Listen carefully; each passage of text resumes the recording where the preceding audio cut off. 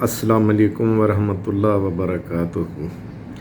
तमाम दोस्त अहबाब बुज़ुर्ग भाई बेटे जितने भी मेरी वॉइस सुनते पिन मेरी आवाज़ सुनते पिन सारिਆਂ को मेरा सलाम थी गया। उन तो बाद ग्रुपां च कोई गपशप सुनते तो रहने वो दिन भी फलाना फलाने को ढै पे फलाना भाई यही को मेला आते हैं। ठीक है, यही मेले होंगे, दोस्त कट्ठे थींदे खिलते हैं हसते हैं, ये मेले होंगे।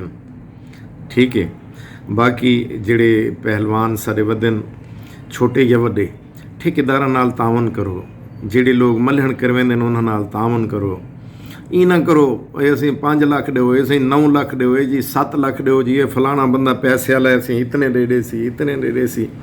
भाई मेरे तुसां अपनी कहीं को देखो, जितने वड्डे पहलवान खड़े मेरी गाल तो कड़वी लग सी।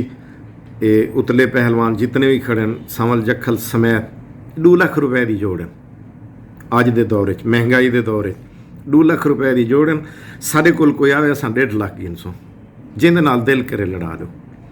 ये उतले बंदे ये जेड़े ठेकेदार भी ये कुछ करेंदे खड़े वे, ज्यादती करेंदे खड़े वे आवाम नाल भी फलाने को असां 5 लाख देने उहदे नाल नहीं लड़दा। वो फला यार जेड़े नहीं लड़दे खड़े रहन घर बावें आराम करें, कोई फर्क नहीं पौंदा। क्या है इतना ना जेड़ा ना पहलवाना को सिरे चढ़ाओ ना ठेकेदारों को जेड़े ना सिरे चढ़ावन पहलवान।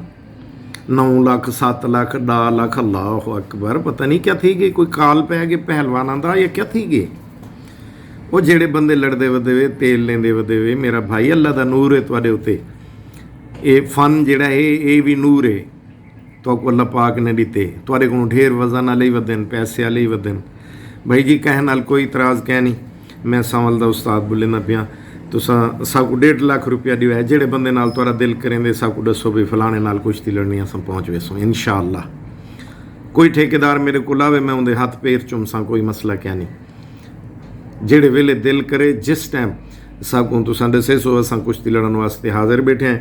असां छोटे को घिन के वड्डे तक असां 1.5 लाख रुपए नाल कुश्ती लड़सों। साडा मुल ही कुछ है क्या नहीं, जेड़े ना असां करोड़ां वाले लखां वाले इवें फजूल पैसे हैं। जेड़े बंदे तो को आदे ना 9 लाख गिन गिनो 8 लाख गिन गिनो 7 लाख पहलवानी को ख़त्म करेंदे पिन, बाकी कोई मसला क्या नहीं। मेहरबानी, जज़ाकल्लाह खैर, फ़ी अमानिल्लाह।